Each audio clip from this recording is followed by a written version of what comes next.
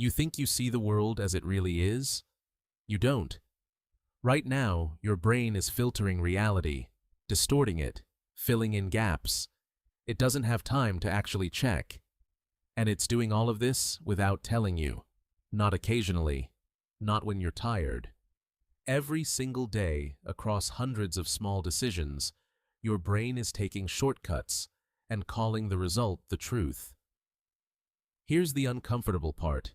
It's not a flaw, it's a feature. And understanding it might be the most useful thing you learn this year. Your brain didn't evolve to be accurate, it evolved to keep you alive. For most of human history, that meant making fast decisions with incomplete information. Is that shape behind the bush a predator? Don't wait to find out. Assume yes. Run. That same brain is now trying to navigate modern life, social hierarchies, the news, other people's opinions, your own memories. It's still using the same shortcuts, the same pattern matching, the same reflexes built for a world that no longer exists. Psychologists call them System 1 and System 2. System 1 is fast, automatic, effortless. It's running almost all the time. System 2 is slow, deliberate, effortful. It kicks in when System 1 gets stuck. Here's the problem. System 1 is making most of your decisions, and System 1 lies. Not maliciously, it's just confident, extremely, dangerously confident. The first lie is about what you pay attention to. Your brain has a rule. Find evidence for what you already believe. Ignore the rest. This is called confirmation bias. And it's not subtle.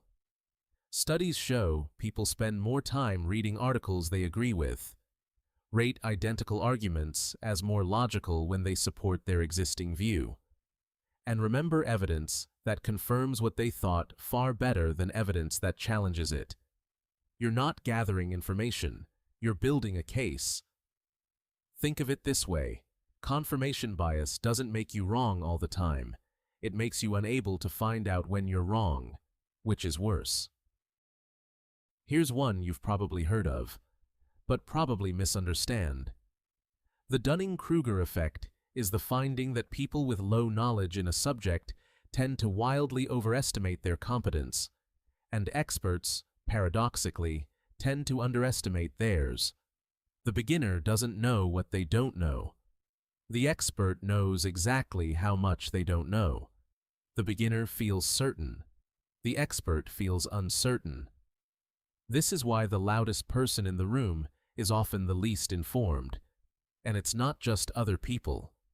David Dunning, one of the researchers who discovered this, said, and this is the haunting part, the first rule of the Dunning-Kruger Club is you don't know you're a member.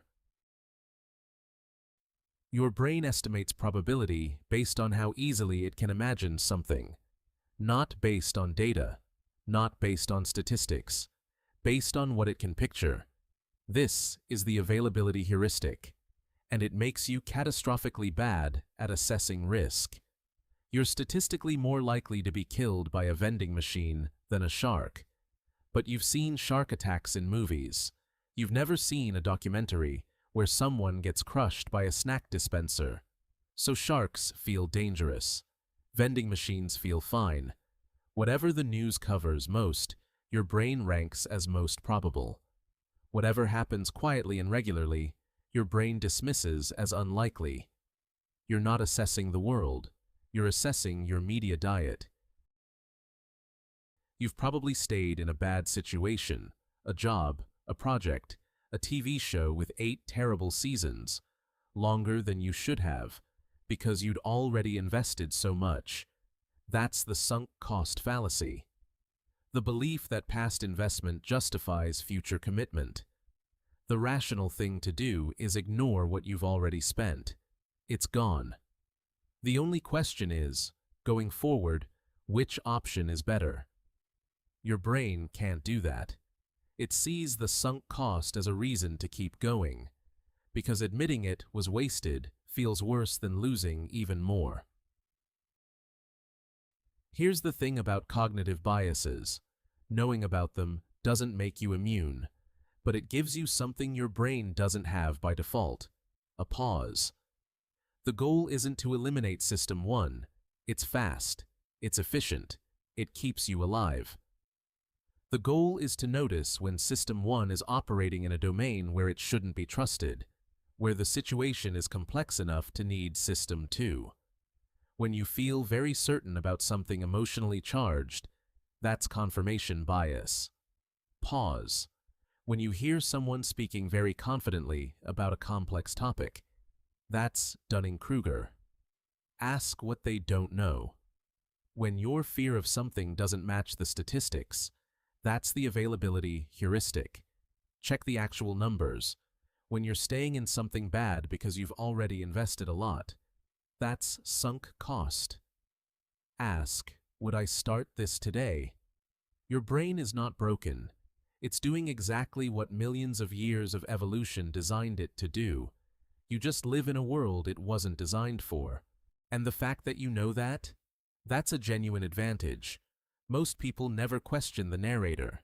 Your brain will lie to you again tomorrow, probably before lunch. But now you know to listen for it. If you found this useful, the next video is about why you literally cannot predict how future events will make you feel, and why that matters more than you think. See you there.